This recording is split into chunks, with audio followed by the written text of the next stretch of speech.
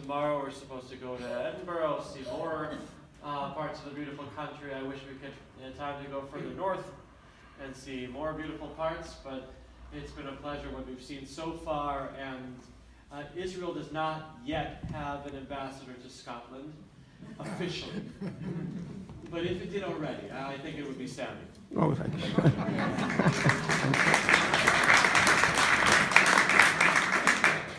So I've been learning about Scotland little by little over the last few days to get ready here. And at first I was a little surprised to learn things about Scotland. And let's see if I got it right. The ultra-Orthodox seem quite powerful here. Because in Israel, they only get the women to wear skirts. When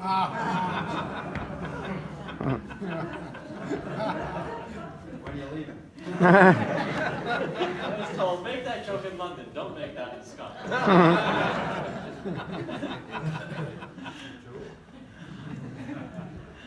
So, as you heard from the introduction from Sammy, I have two full-time jobs.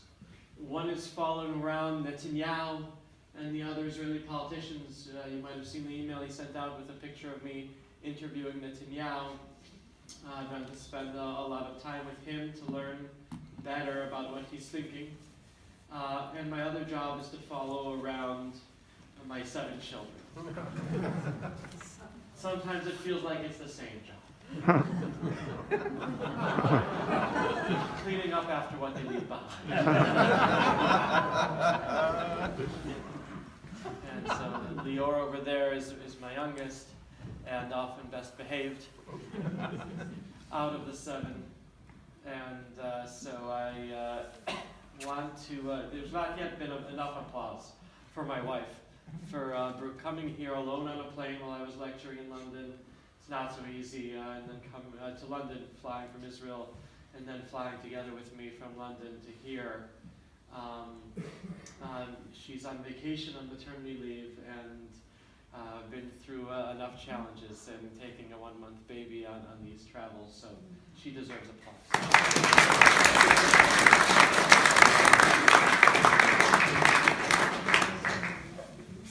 So when she's not on maternity leave, what my wife does is she works for the Israel Democracy Institute. It's a very nice combination we have in our home, that I cover politics for the Jerusalem Post, and she works on making our democracy better at the Israel Democracy Institute. And so she, every year, her organization takes the most comprehensive poll about what Israelis are thinking. I know that polls are not so popular these days because they've been proven grossly inaccurate. In Brexit and the election in the United States, a poll in Israel about our election wasn't very accurate either. But this is a poll taken face-to-face interviews among 1,000 Jewish, Christian, Muslim Israelis representing a statistical sample of the population who agreed to sit down and answer more than 100 questions. If you want to understand Israeli society, there's probably no better way than, besides reading the Jerusalem Post, of course, on a daily basis, in reading this democracy index that comes out once a year. It's coming out in another few weeks. But I happen to have what we call protexia, which is a connection at the Israel Democracy Institute.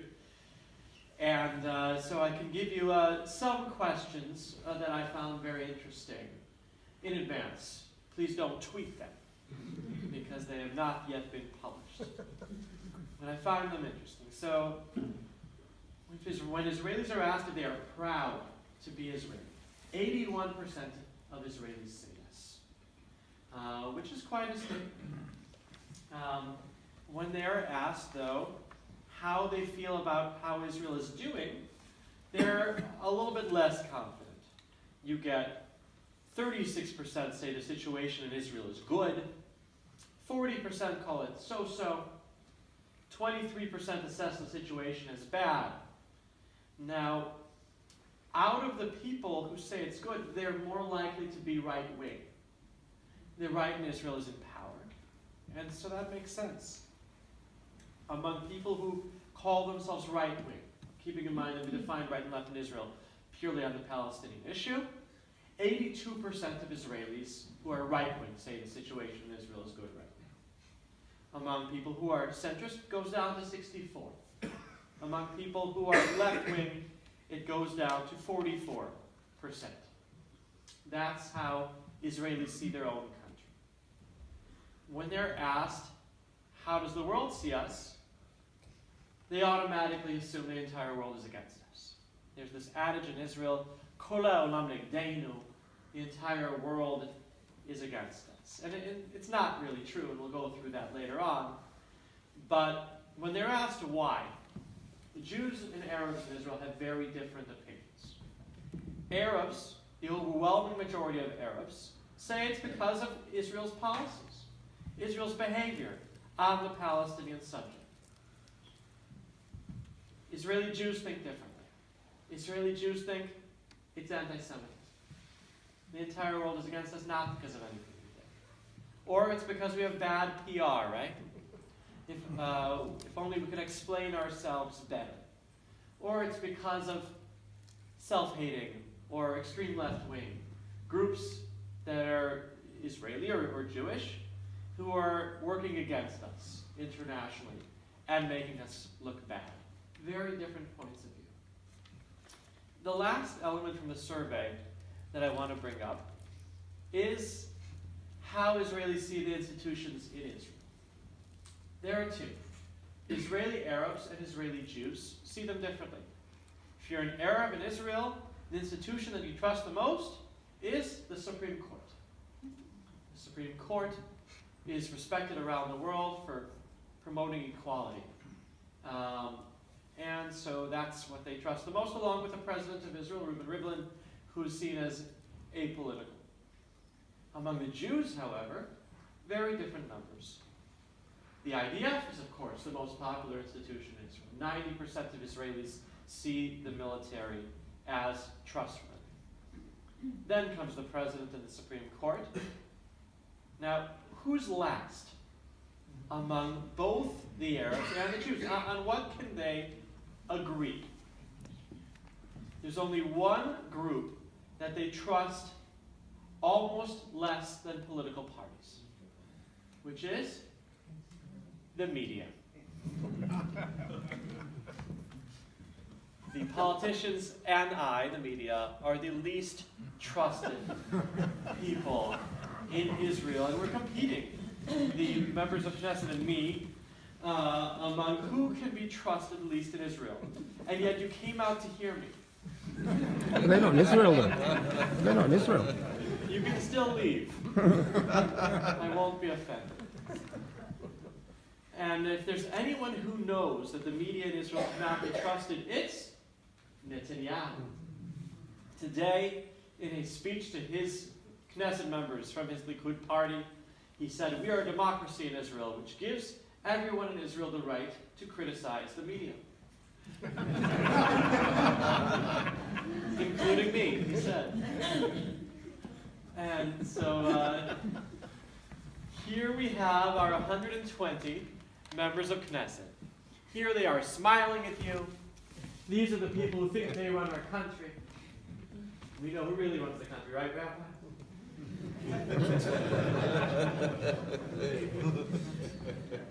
So these are the people who I follow around on a daily basis. And the reason why we have this crazy political system where we have a record low 10 parties that got elected to our parliament is that the founders of Israel from the very beginning found it important to protect our minorities, to make sure that everybody would have a party to vote for, and to make sure that our minorities would be empowered. So if you look at our Knesset today, it happens to be that we have the Arab Party is the third largest party in Israel today. We're proud to be promoting their rights within the system, even if they say plenty of things that the overwhelming majority of Israelis find abhorrent.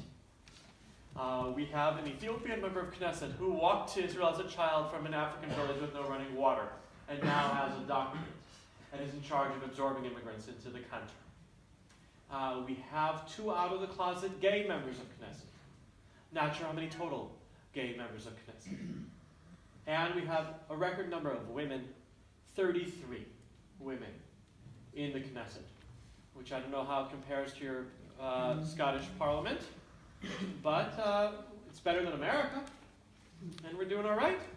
We're very proud that in America we had a female head of state in Golda Meir in the 1960s, way before America will have a female head of state. And even if Hillary Clinton had been elected, it wouldn't count, because America would not have elected a female head of state unrelated to a previous head of state. And so Israel would still stay very much ahead. Now, because no one party has ever gotten a majority of the vote, they have to form coalitions of parties to run the country together. Netanyahu at first managed to bring together only 61 out of 120 members of Knesset. A razor-thin majority, which means all you need is one member of Knesset to get sick, to rebel, or to get arrested in a foreign country for dealing crystal meth. And you don't have a government anymore. And so he managed to widen his government by a few members of Knesset when Avigdor Lieberman joined, but still, it's very hard to govern in Israel. You need to find enough to agree on in order to get anything done. I'll tell you a secret. Jews are argumentative people. That's what she said. No, we're not. There we go.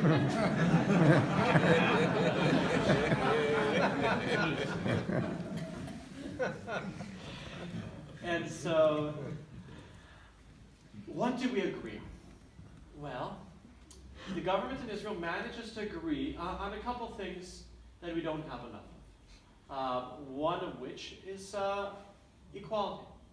We have the 3rd largest gap between rich and poor out of any Western nation, after Mexico and the country just to the north of Mexico.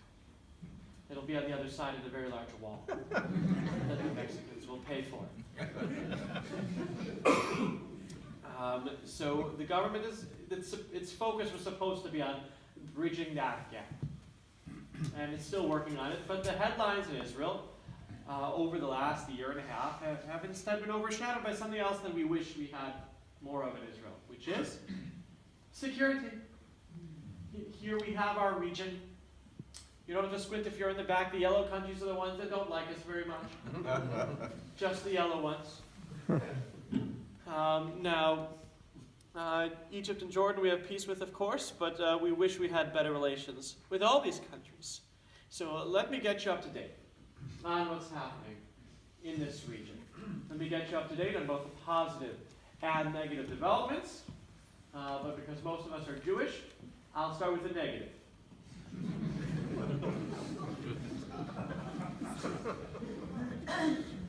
So if I'm going to start with a negative, I'll start with ISIS, right? So ISIS already controls an area of land about 20 times the size of Israel today. 20 times. They are right there controlling a portion of the border between Israel and Syria. If you think about how worried my mother must be of me, having a son in Israel next to ISIS who's a Jewish journalist and American as well. They want to cut off my head 3 times. I used to say, but the positive is that ISIS has never attacked Israel. But a week ago they did.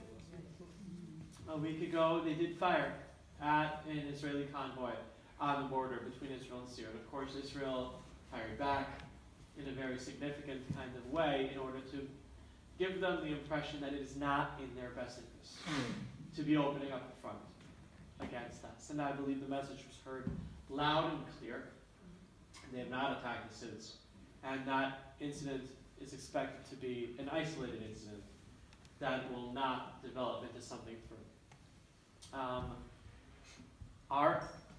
None of the groups fighting each other in Syria like us. The enemy of your enemy is not your friend in the Middle East. And the fact that we've managed to stay out of the fighting going on over there is a very big accomplishment. Our only involvement in the fighting in Syria has been to take in wounded people into our hospitals.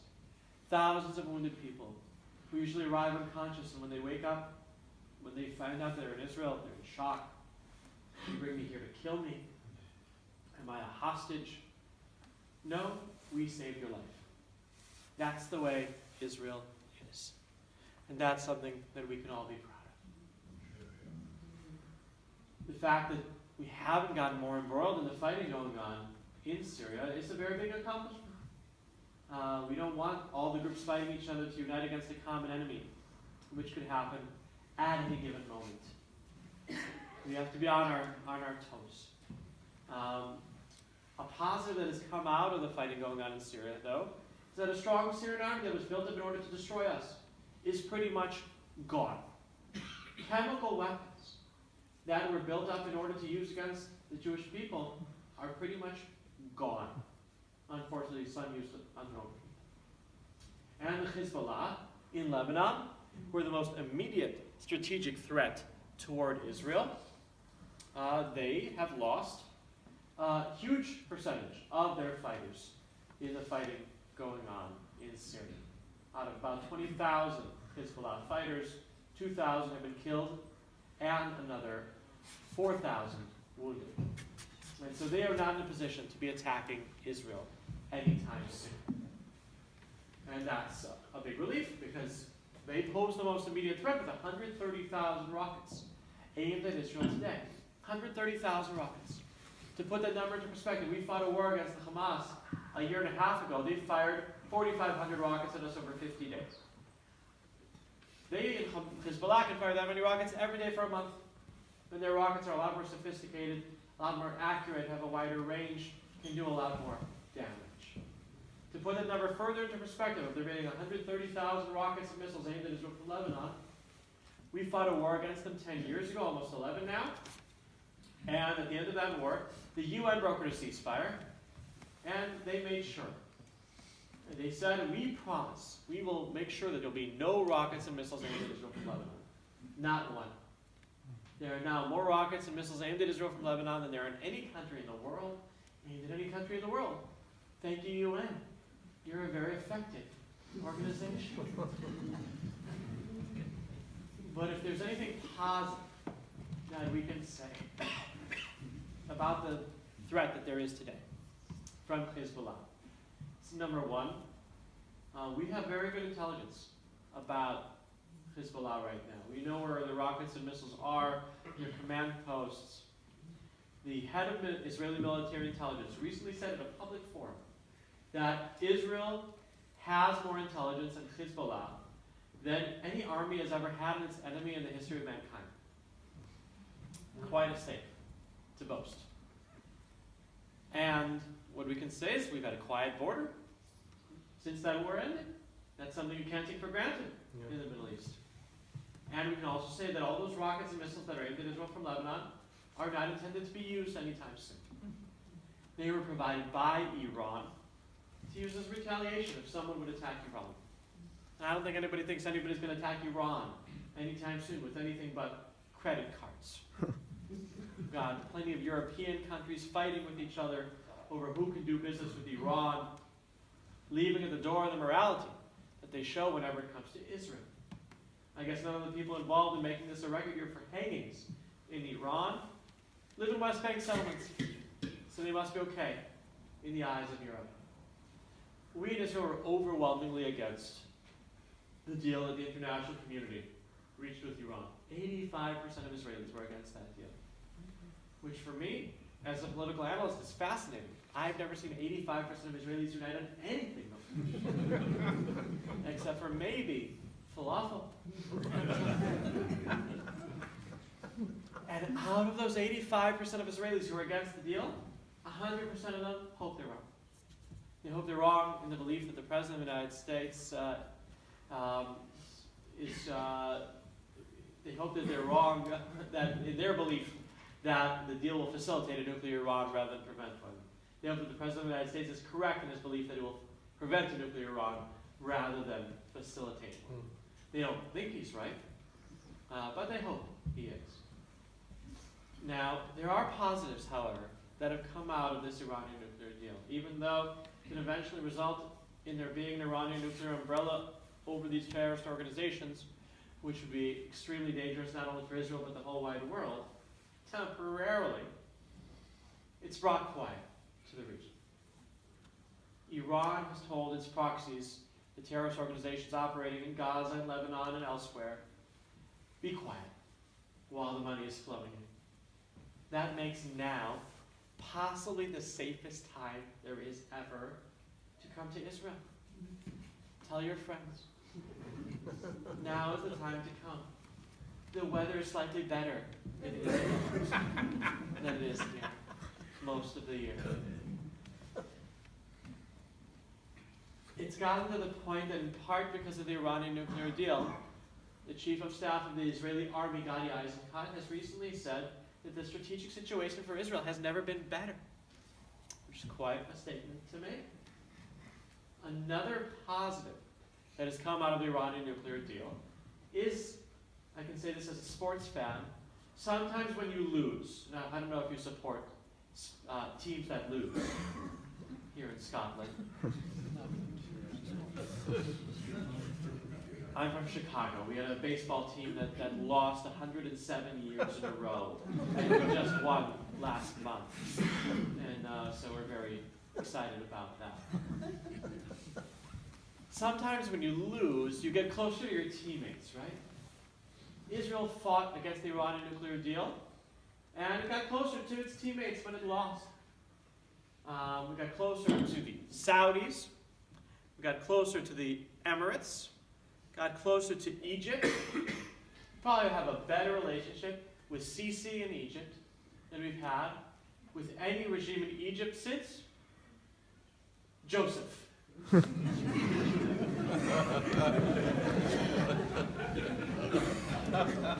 Going all the way back. So, we appreciate what Sisi has done to prevent the Hamas from rearming in Gaza. The Hamas are not in a position to be attacking us, to the point that this past year has been the quietest year on the border between Israel and Gaza since 1968. Now, we did of course have violence elsewhere in Israel. Too many car rammings, stabbings, and shootings. Thank God in the IDF we finally got that under control. It was not easy because previous waves of violence, we knew what we had to do. We targeted the heads of the terrorist organizations and the chain of command on down. Here, you had violence instigated by social media. And Mark Zuckerberg, if we targeted him, I think there would be people upset. So we have to find other ways of bringing the violence down, of restoring our deterrence, and we managed to do that. There had been hope that when that happened, that there would then be a peace process between Israel and the Palestinians. There was not a peace process, and you know what? It's not our fault. Netanyahu wants there to be a peace process. The Palestinian leadership does not want to talk to us, unfortunately. They have their own problems internally. They couldn't even organize an election for mayors. That was supposed to be the forerunner to an election for parliament and an election for president.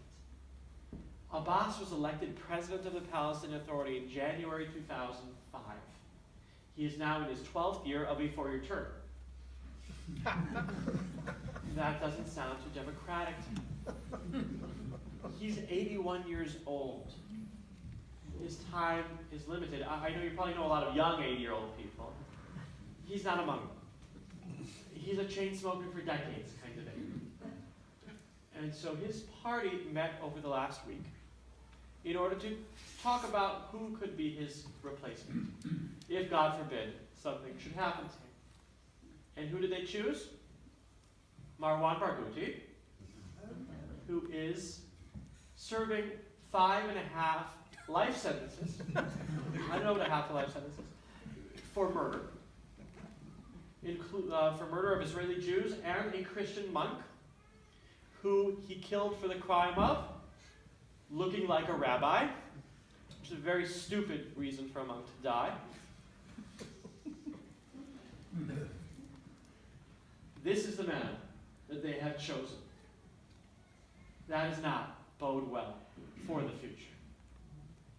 The number 3 that they chose, Jabril Rajoub, is the head of the Football Association that tries to get Israel boycotted unsuccessfully. Thank God. And so there's unfortunately not a Palestinian leader who wants to be talking to us, nor is there one on the horizon. And if you look back historically, whenever Israel has given up any land, there has been one of 3 things. There has either been an Arab leader who Israelis trust, an American leader who Israelis revere, or a desire on the Israeli part to withdraw unilaterally. Ladies and gentlemen, do we have any one of those 3 things right now? Unfortunately not. Can we again soon? Well, let's think about it. A desire on the Israeli part to withdraw unilaterally. We had when we withdrew from Gaza. 11 years ago, I was there wearing an IDF uniform. It wasn't easy. I was there explaining what we were doing to the world in my service in the spokesman's unit of the IDF. Since then, we've had 20,000 rockets fired at Israeli civilians. So I don't expect there to be a desire on the Israeli part to withdraw unilaterally again anytime soon. An Arab leader who Israelis trust. Well, for Sadat of Egypt, we withdrew from the Sinai Peninsula, which is larger than Israel. The Palestinian leader, Abbas, we've negotiated with time and time again. The best chance was in September 2008. The Prime Minister of Israel was Ehud Olmert. He offered the Palestinians 100% of the West Bank with land strips. 100% of the biblical heartland of the Jewish people. Olmert offered to take in thousands of refugees into the final borders of the state of Israel, even though there are actually more Jewish refugees from when Israel was founded than there were Arab refugees who left when Israel took over.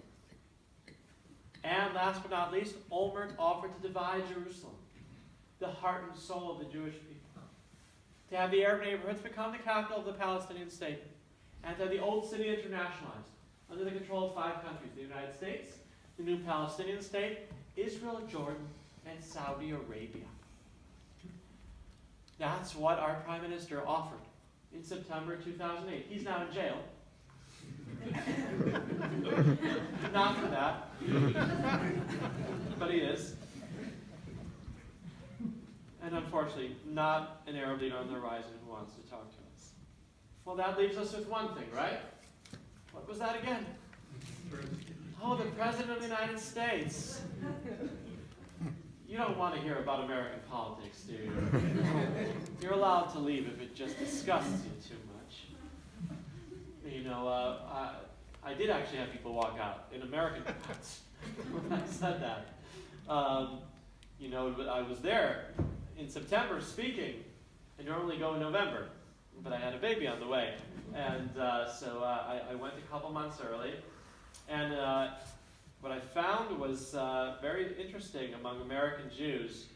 Basically, it was clear to me that no matter who would win the election, half of American Jews would make Aliyah. Because people were so disgusted by the other candidate, or by both of them. But from Israel's standpoint, it's not so bad. We knew going in that no matter what happened, we were going to be okay. Because all of them have been saying the right things about Israel. I'm probably the only journalist in Israel who has actually interviewed both of the candidates that there were for President of the United States. My interview with President Trump, getting used to that, came when he put out a campaign video endorsing Netanyahu in the election in Israel 3 years ago. And so that day, his people put me in touch with him on the phone, and I asked Trump why he put out this video, and he told me, I love Bibi, I love his personality, I love his policies, I wish Netanyahu could be the next president of the United States. That's what he said back then. But it happened. I tried to remind his people when he was looking for a running mate. I told them Netanyahu would probably accept the job as Vice President of the United States with one condition. That he be allowed to also keep his current jobs. As Israel's Prime Minister, Foreign Minister, Minister of Communications, and Minister of Regional Cooperation. After all, what does the Vice President of the United States do anyway?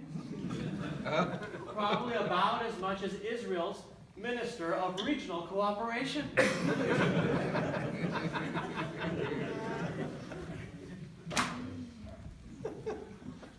So, could have had a Trump and Yahoo ticket.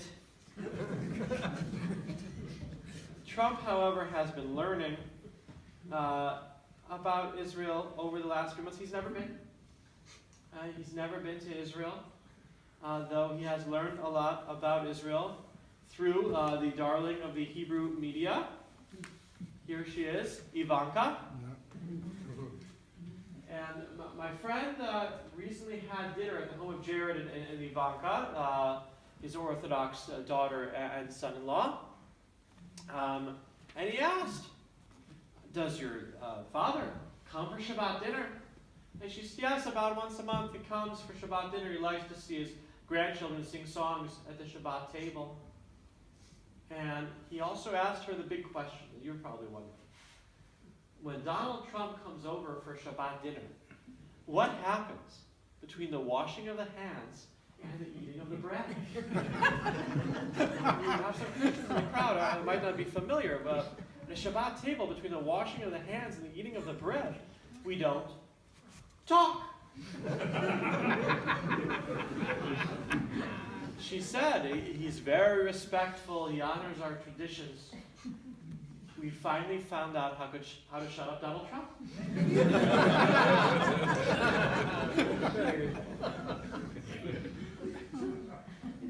But he has been saying that he's going to move our embassy, America's embassy, from the beach in Tel Aviv to Jerusalem. Nobody wants that less than the workers in the embassy who are at the beach in Tel Aviv. But we in Jerusalem will be very happy to have embassies. We'll see if it'll happen. We're not holding our breath.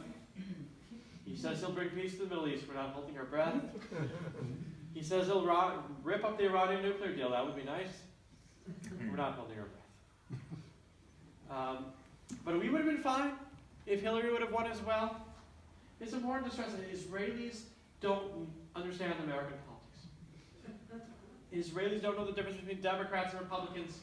You know, they didn't like Obama, not because he was a Democrat, but because his policies were dreadfully wrong on Syria, Iran, Egypt, the Israeli-Palestinian issue, and many other issues in the region. That's why they didn't like Obama. But that wouldn't mean that they wouldn't like Hillary.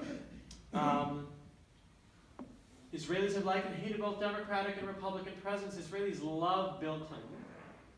Israelis loved George W. Bush, even though they had exact opposite approaches on how to solve the Middle East conflict, right? Bush had his very hands-off approach to how to solve the Middle East conflict. Didn't come to Israel his first 7 years as president of the United States. A lot of Israelis like that. Clinton had his very hands-on approach to how to solve the Middle East conflict, especially when it came to Jewish women.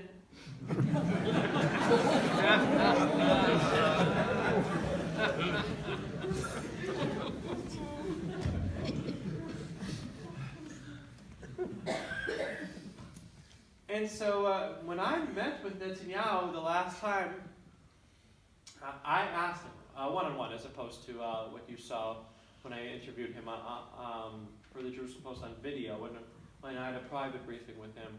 I asked him, have you read Hillary Clinton's book? And he said yes, and he liked it. She wrote in her book that she advised Obama to have very different policies on Israel and the Palestinians, to not focus so much on settlements,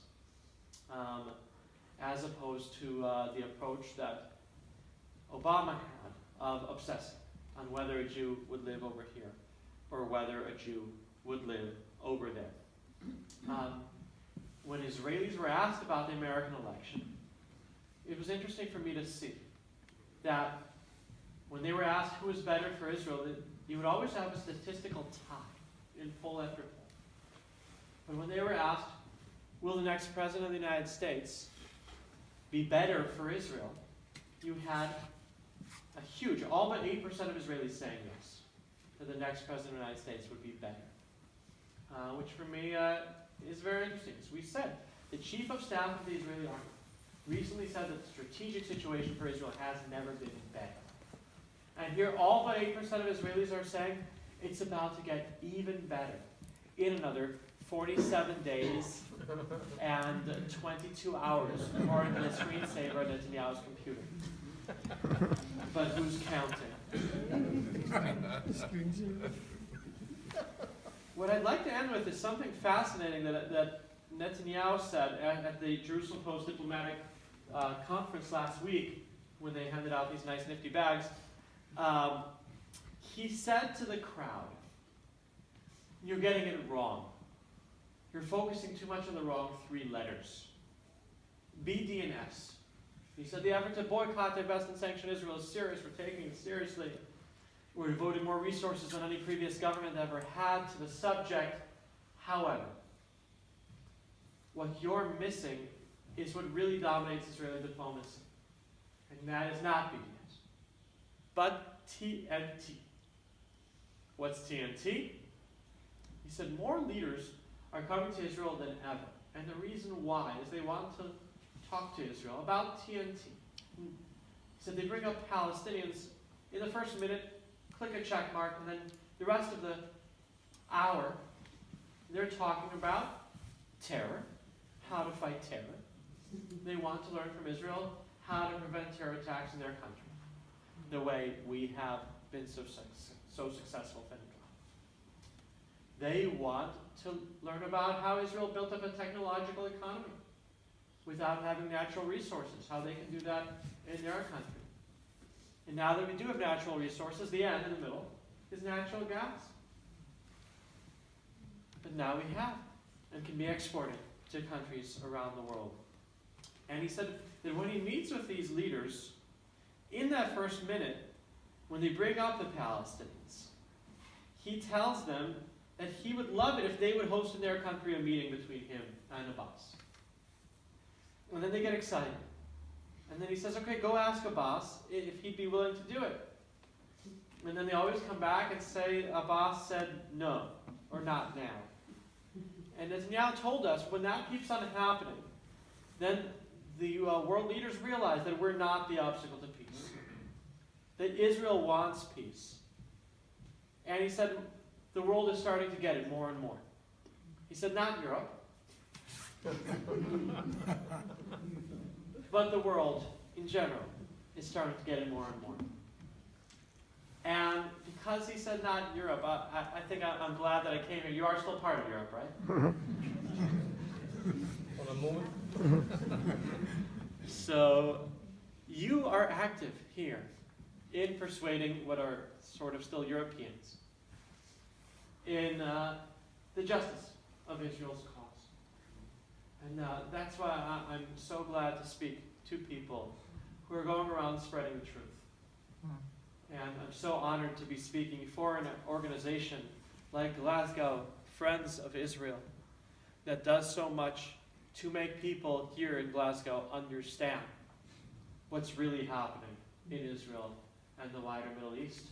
So I want to again thank Sammy and Vicky and all the people who volunteer in spreading the truth. Thank you very much.